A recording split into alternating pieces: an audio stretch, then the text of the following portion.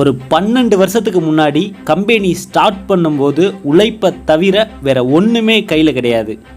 ஜெயக்குமார் மற்றும் பிரபாகரன் ஆகிய இருவரும் ஒன்று சேர்ந்து வண்டலூரில் 2013ஆம் ஆண்டு அவங்களோட முதல் ஆஃபீஸை ஓப்பன் பண்ணாங்க. அந்த ஆஃபீஸோட மொத்த ஸ்கொயர் ஃபீட்டே 200 ஸ்கொயர் ஃபீட்டு தான். கம்பெனி ஸ்டார்ட் பண்ண புதுசில் பிஸ்னஸ் அவங்க எதிர்பார்த்த மாதிரி போகலை. அந்த 200 ஸ்கொயர் ஃபீட்டு ஆஃபீஸ்க்கு கூட அவங்களால சரியாக ரெண்டல் பே பண்ண முடியல. அப்போ அவங்களுக்கு கிடைச்ச சின்ன சின்ன வேலையெல்லாம் எடுத்து லாபமே இல்லைன்னாலும் தரமாக பண்ணி கொடுத்தாங்க. பிஸ்னஸில் ரொம்ப முக்கியமே பொறுமை தான். அதை முழுமையாக தெரிஞ்ச ஜெயக்குமார் மற்றும் பிரபாகரன் அவங்க எதிர்பார்த்த அளவுக்கு சைட் கிடைக்கலனாலும் வருஷத்துக்கு வர்ற 2-3 சைட்டை பெஸ்ட்டாக கம்ப்ளீட் பண்ணி கொடுத்துக்கிட்டு இருந்தாங்க. அவங்களுக்கு கிடைச்ச அந்த 2-3 ப்ராஜெக்டில் அவங்க கொடுத்த அவுட்புட்டை வச்சு ஒரு பெரிய ப்ராஜெக்ட் 2015 அவங்கள தேடி அவங்களோட ஆஃபீஸ்க்கு வருது.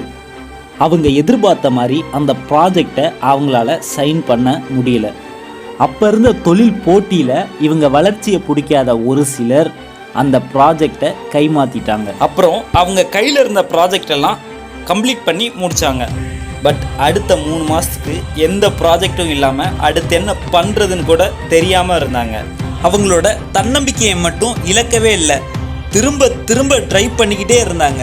இந்த மாதிரி சூழலை ஹேண்டில் பண்ணுறதுக்கு நமக்கு அதிக மன தைரியம் வேணும். சாரு அடிக்கடி சொல்கிறது ஒன்று தான், நம்மளை சுற்றி எவ்வளோ நெகட்டிவிட்டி இருந்தாலும் நம்ம எப்போவுமே பாசிட்டிவாக இருக்கணும் அப்படின்னு. அவங்களோட தன்னம்பிக்கையால் அடுத்த வருஷமே ப்ராஜெக்ட் ஒன்றா வர ஆரம்பிச்சிச்சு. டீம் அப்படியே கொஞ்சம் கொஞ்சமாக பெருசாகிட்டே இருந்துச்சு. அதனால தான் சாரு அவங்க கூட வேலை பார்க்குறவங்கள எப்போவுமே மோட்டிவேட் பண்ணிக்கிட்டே இருப்பாங்க. மோட்டிவேட் பண்ணுறதோட நிறுத்தாமல் நம்ம டீமில் உள்ள எல்லாரையுமே சந்தோஷமாக வேலை பார்க்க வைக்கிறதுக்காக மந்த்லி 1 டைம் இந்த மாதிரி கிரவுண்டுக்கு கூட்டிகிட்டு 1 டே ஃபுல்லாக மேட்ச் விளையாண்டுட்டு அன்னைக்கு யார் பெஸ்ட்டாக விளையாண்டுருக்க டீமோ அதுக்கு ப்ரைஸும், பெஸ்ட்டாக விளையாண்டுருக்க பிளேயருக்கு தனியாக ப்ரைஸும் கொடுத்து அவங்களையும் மோட்டிவேட் பண்ணுவாங்க. அதே மாதிரி மந்த்லி மீட்டிங்கோட லொக்கேஷனும் ஒரு முறையும் சேஞ்ச் ஆகிட்டே இருக்கும். ஒரு தடவை ரிசார்ட்டில் பிளான் பண்ணுவோம், ஒரு தடவை சாரோட வீட்டிலே பிளான் பண்ணுவோம், ஒரு தடவை ஆஃபீஸ்லேயே பிளான் பண்ணிவிட்டு ஈவினிங்கில் தேட்டருக்கு போயிடுவோம்.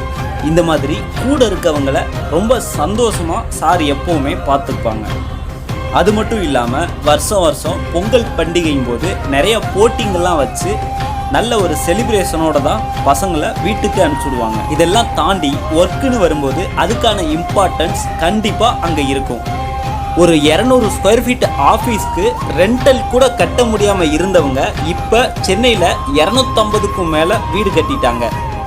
வளர்ச்சிங்கிறது உழைப்பில் மட்டும் இல்லை, அவங்களோட முயற்சியிலையும் தான் இருக்குது அப்படின்னு நிரூபித்து காமிச்சிருக்காங்க. ஒரு சின்ன ஆஃபீஸ்க்கு ரெண்டல் கூட பே பண்ண முடியாமல் இருந்தவங்க இப்போ சென்னையில் 4 பிரான்ச் வச்சுருக்காங்க. 3 மாதம் வேலையே இல்லாமல் இருந்தவங்க இப்போ 30 இன்ஜினியர்ஸ்க்கு வேலை கொடுத்துருக்காங்க. அவங்க கிட்ட இப்போ 250 லேபர்ஸ்க்கு மேலே வேலை பார்த்துக்கிட்டு இருக்காங்க. அதாவது 250 குடும்பம். தான் மட்டும் நல்லா இருந்தால் போதும் அப்படின்னு நினைக்காம இப்போ இங்கே இவ்வளோ பெரிய ஈவெண்ட்டை பிளான் பண்ணியிருக்காங்க. அது எதுக்கு அப்படின்னு நம்ம எல்லாருக்குமே தெரியும். நமக்கு கிடைக்கிற சின்ன சின்ன வாய்ப்பையும் நம்ம கரெக்டாக பயன்படுத்தணும் அப்படின்னா நம்மளுமே ஒரு பெரிய இடத்துக்கு போக முடியும் அப்படின்னு சொல்லி காட்டியிருக்காங்க நமக்கு. 2013 கம்பெனி ஸ்டார்ட் பண்ணும்போது எந்த அளவுக்கு எளிமையாக இருந்தாங்களோ அதே அளவுக்கு இப்போ வரையும் எளிமையாக இருக்கு. அவங்க 2018 வாங்கின காரை தான் இப்போ வரையுமே யூஸ் பண்ணிக்கிட்டு இருக்காங்க. இப்போ சென்னையில் மட்டும் 50+ ப்ராஜெக்ட் ஆன்கோயிங்கில் இருக்குது. தான் மட்டும் நல்லா இருக்கணும்னு நினைக்காம தான் கூட இருக்கவங்களும் நல்லா இருக்கணும்னு நினச்சி இவ்வளோ பெரிய ஈவெண்ட்டை பிளான் பண்ணியிருக்காங்க. இந்த ஈவெண்ட்டில் அவங்களோட உழைப்பை பாராட்டுற விதமாக அவங்களுக்கு கிஃப்ட் கொடுக்க ஏற்பாடு பண்ணியிருக்காங்க. வீரராகவர் கிளைண்ட் எல்லாம் அவங்களுக்கு கட்டி கொடுத்த வீட்டை பற்றி என்ன சொல்லியிருக்காங்க அப்படின்னு வாங்க பார்க்கலாம். வீரராகவர் கன்ஸ்ட்ரக்ஷன் வந்து எப்படி தெரியும்னா யூடியூப் சேனலில் பார்த்தா எங்களுக்கு தெரிய வந்தது. அதுக்கேற்ற மாதிரி என்னென்ன மெட்டீரியல்ஸ் யூஸ் பண்ணலாம் அப்படின்றதும் வந்து அக்ரிமெண்ட்டில் வந்து கிளியராக மென்ஷன் பண்ண சொன்னாங்க. எங்களுக்காக இந்த வீட்டுக்காக எங்களுக்கு வந்து ஒர்க் பண்ணி பண்ணது எங்களுக்கு ரொம்ப சந்தோஷம். கனவு இடத்தை நினைவு இல்லாமல் மாற்றினதுக்கு ரொம்ப நன்றி. Thank you so much. ஸோ நாங்கள் எங்களோட ட்ரீம் ஹவுஸ் யார்கிட்ட கொடுத்துருக்கோம்னு பார்த்தீங்கன்னா வீரராகவர் கன்ஸ்ட்ரக்ஷன். நான் அந்த விஆர்சிக்கு ஒரு டெஃபினேஷன் கொடுக்கணும் அப்படின்னு பார்த்தீங்கன்னா வெர்சட்டிலிட்டி, ரிலையபிலிட்டி அண்ட் கிரெடிபிலிட்டி அப்படி சொல்லுவேன். என் பேர் கிருஷ்ணமூர்த்தி. நாங்கள் இப்போ புதுசாக இந்த வீடு வந்து வீரராகவன் கன்ஸ்ட்ரக்ஷன் மூலியமாக கட்டியிருக்கோம். இந்த சைட் வந்து ஆவடி கண்ணப்பாளையத்தில் இருக்குது. நல்லா பண்ணியிருக்காங்க பில்டர். என்ன ஸ்கொயர் ஃபீட் ரேட்டு நீங்கள் கொடுங்க, நாங்களும் பேசி பார்க்குறோம். நாங்கள்